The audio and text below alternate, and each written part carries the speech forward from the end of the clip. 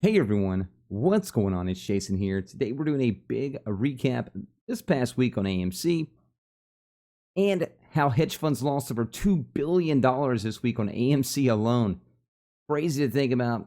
If you could, make sure to smack the like button down below. And also about this video helps out new people learn about AMC. And if you're not a sub, make sure to smack that sub button, hit that bell notification, and let's get right into it. If you're wondering what charting system I'm using here, I am using Webull. There's a link down in the description. Go down and click on that link, sign up, put $100 in. You get 2 free stocks worth up to $1,800. You also get these tier 2 NASDAQ views right here. Shows buys and sells coming in the market, out of the market in real time. And you get to trade 4 hours pre-market, 4 hours aftermarket, 4 extra hours of trading as well. Awesome program. Been using it for over a year now. First off, let's just look at AMC this past week. Just see how crazy this run really was. And this right here isn't even the real squeeze, like the bigger, fundamental squeeze we've been talking about and preaching about. But at the end of the day, man, it was a really, really nice pump up. Though we did fall down, obviously, in the aftermarket hours today to $43.72. I personally kind of figured on a Friday we were going to see some downhill turns because, again, it is a Friday. People love to get out on Fridays, and it's just a lot of FUD in the market these last couple of days as well. I do think going into next week, though, I think we're going to see this reignite and explode even further. Now, as you can see right here, we did start out right at $27 in the pre-market hours on Monday. Going into Wednesday, though, we got all the way up to $77.26 at a high here.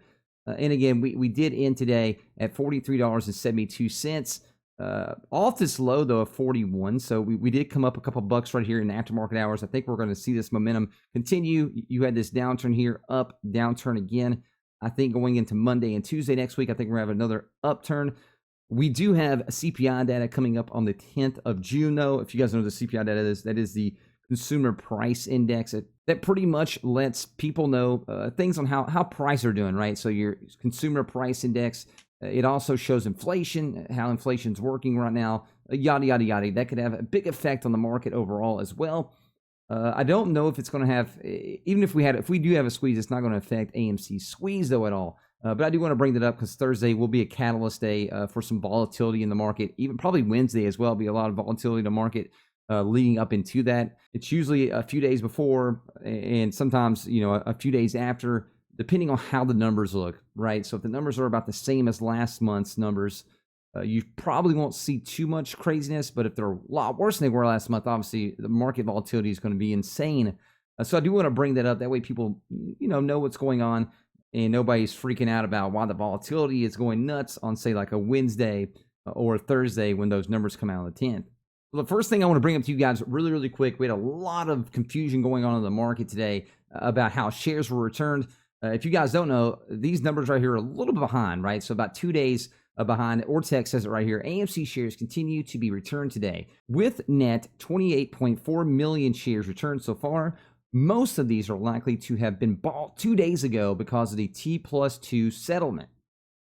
Short interest is currently at 13.81% of the free float. Read obviously right here again. We had returned shares of 31.58 million, borrowed shares of 2.65 million.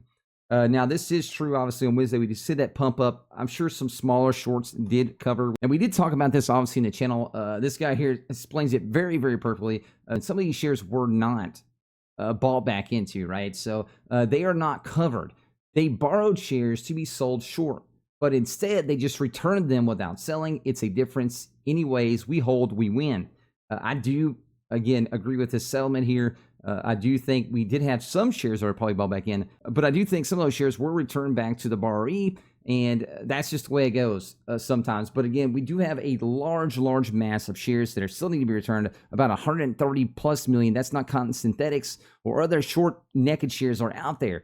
So I do want to bring that up. That way there's a little bit less confusion on that. We had a lot of people freaking out saying that it's over. This is not happening anymore. The short squeeze is done. That is not true. Even if those 30 million right here were returned, we still have tons of shares that need to be returned, right? Over 130 million shares would still need to be returned. They're continuing to borrow shorts right now. So some of those guys may have bought back in, right? But guess what? I bet you they have opened new shares and borrowed shares again, now shorting them again for the way back down to make money again. So as we see these shares, some of these shares be returned, there's a lot of shares that are getting borrowed again from the same people that just returned some of them, right? So remember, if you see any FUD about those kind of things, just remember that this squeeze is not over. It hasn't even really started, really. And the upside potential is massive from where it's at right now. So we did have a couple of huge prints today come through. One was for 1,066,000 shares right here for the $48.80. That was at 9:30 Eastern Standard Time for $52 million. And then we had another large print order come through for 438,000 for at the price point of $47.91, and that cost a total of $21 million. So we did have a couple today. Honestly, at the end of the day, we didn't have a bunch come through like we did on the 3rd or especially on Wednesday. We know those numbers as well on some of those that was big orders that were coming through. Now, we did, though, have 114,040 shares that expired in the green, obviously, on the 4th, which is good. That's a lot of shares expiring that could be bought into going into on Monday, which could obviously, again, start another little gamma squeeze going on and can push us up on Monday. And that's honestly what I'm thinking is going to happen. I think Monday we're going to have a great day, hopefully, and we can get out of this box and push back over $50 again. Also, there was a really cool segment on CNBC where this lady comes out and even says it about the naked shorts. I'm going to let you guys listen to this really quick. In terms of looking at this as an us versus them, I'm sorry, I'm not buying into that. I think that's dangerous. And again, look, there's a lot of people, there are a lot of short sellers out there that have been borrowing stock they didn't have. In other words, yes, I think there are dynamics where retail investors can get caught. You said naked shorts, by the way. It's really a dynamic. Look at her face. It's going after bad companies. And I'll say again, don't think for a minute that hedge funds haven't hired people and put them in these chat rooms to get the flames of these things going. Yep. That's where Adam Aaron didn't have any pants. We don't have that tool. Oh, Lord, dude. I thought you guys had to see that. It's funny because they're saying naked shorts, and she's like, are we supposed to say that live right now? She looks so stunned. But she's just, again, this right here is this recognition of what we already know. There's tons of naked shorts out there on AMC. But again, this is just reassurance, if you needed it, that there is tons of naked shorts out there. I did want to show that, though. It's a great clip, and also the clip of Adam Aaron with no shorts on. Oh, man, I don't know if that was just like a subliminal message or what it was. Either way, it was hilarious. I loved it. Shout out to Adam Aaron for, not wearing any shorts on the interview. So going over these eyebrow desk numbers really quick, we did end at 11.2% interest fee on the short shares available. And the short shares available, though, right now are currently at 1.3 million. I think we're going to see this go down again. They're just going to start buying these up and start shorting like crazy again. And we're going to start the whole process, over again. Some of those guys might have covered, but they opened new shares again to short again. And again, some of those didn't even, cover their shorts. They just gave them back to the people they borrowed them from. Now, here's another FUD story, though. I know there's a lot of stories I'm going over really quick. I want to bring you guys all this in one video without making that super long. So just stay with me here. Some of these people, obviously insiders, sold shares on the way up here from the 3rd right here. So you had 1, 2, 3, 4, 5, 6 people sell shares here on the way up. And I want to bring those to know. That way you guys can see this as well. I get it. Some of you guys are be mad because obviously some insiders are selling. But at the end of the day, these guys do get shares, obviously, through the company offering. And they're going to sell these shares when they want to. At the end of the day, it's just how it's going to be.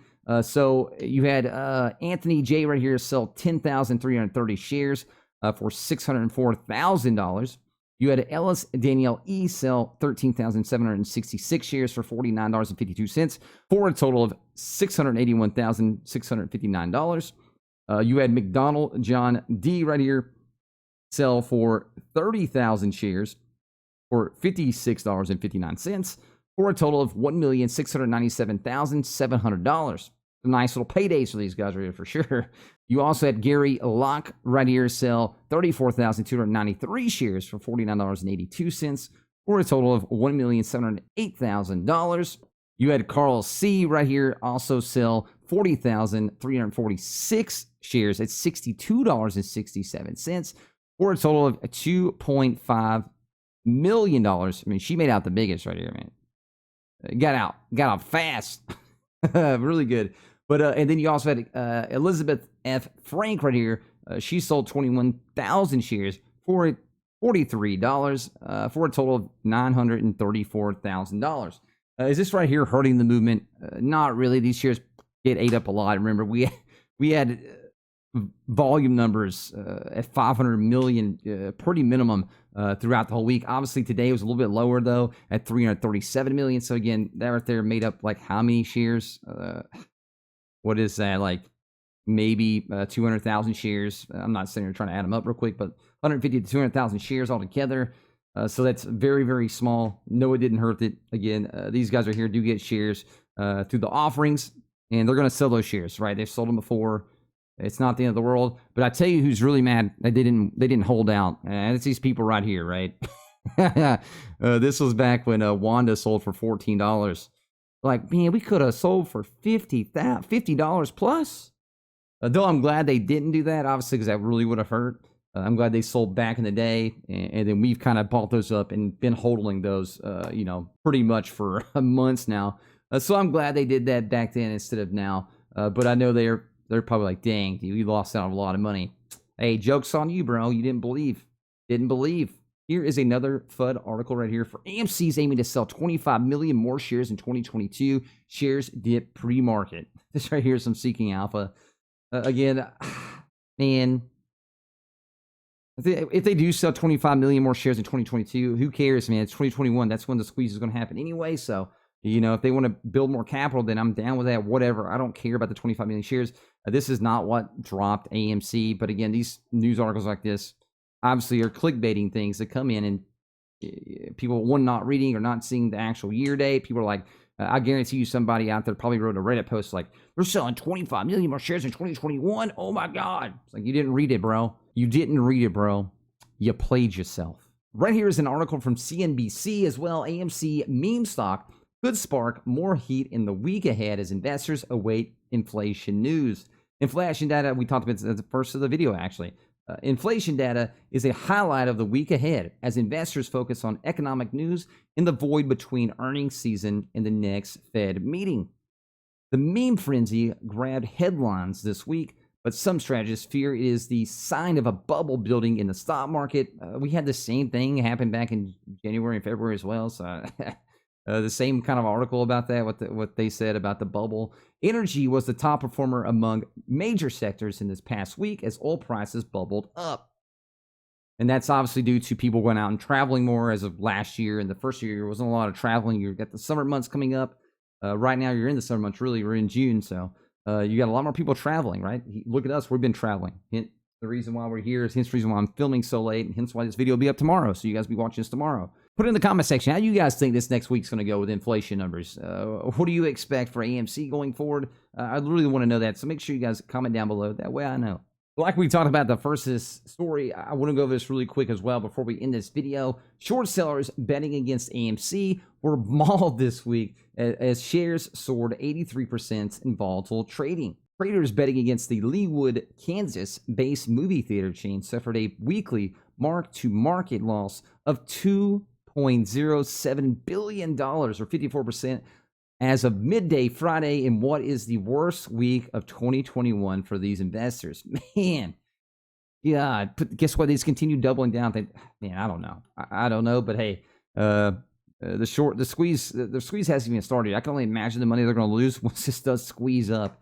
We have seen AMC shorts covering this week, but by no means are we seeing a wholesale short squeeze in this stock at this moment, said managing director of the predictive analytics at S3 Partners. Short sellers have covered 796,000 shares worth $41 million over the last 30 days, according to S3 data. Still, short interest is $4.53 billion, or 88.2 million shares, which amounts to 17.65% of free float. And this isn't counting, naked shorts. This isn't counting synthetic shares. So those don't get counted in the number as well. The stock's yearly gain is now setting at more than 2,159%. Man. Oh, dude. It's almost insane, man, that they just continue to short AMC. They continue to lose money. They are continuing to short it because they think they're smart money. They think we're dumb money, and they think eventually we're going to give up. Right? Let's just be honest with it. They're also, betting on somebody bailing them out. News stories flooding everything up. People selling. People paper handing. Now we have some paper hands this week? 100%. That's always going to happen, right? Did a lot of us hold on? 100%. Comment down below if you guys are still holding, right? Let me know. Remember, I sold those options and bought that dip down at the $38 mark on this big dip right here yesterday. I sold those options up in here, and then I bought this dip down here. So I didn't get the very tip top, obviously. I sold those options right around the $68 mark. Could have sold them a lot higher than that. Again, doesn't matter. I wanted to sell those before the end of the day. That way I could cash in on the next day, because I knew there was going to be a dip on the next day because all the FUD stories that came out at the end of the day. So I knew going into the next day, we're going to have a big sell-off. I talked about this in the Discord chat. I figured we'd have a sell-off. Boom. We had even more FUD stories on Thursday morning, right? It was so many FUD stories going on. Oh my gosh, from Wednesday evening going into Thursday morning, it was nuts, the FUD stories. So I bought that dip with all that money I got from the 10 options contracts. I still do own 10 options contracts. I'm not going to get rid of those until we get over the $100+ mark, and I'll buy back in more shares as well with that money. So I'm holding for people out there that can't hold as well. At the end of the day, man, the squeeze has not been squeezed or squozed or whatever you want to call it. The short shares are still way up there. You'll know when this thing is squeezing, right? You'll see a lot of shares returned. A lot of shares. There's plenty of shares out there to be returned. So don't give in to the FUD, guys. Make sure to smack the like button if you guys like this video. Share it everywhere. That way people are up to date. And they know this is a lot of FUD going on as well. If you're not a sub, hit the sub button. Hit that little bell notification. And if you haven't joined our Discord channel, think about smacking the Discord. Down below is a link. Love to have you guys be a part of that as well. I'll see you guys in the next video. I'll see you Starside. Peace out, fam.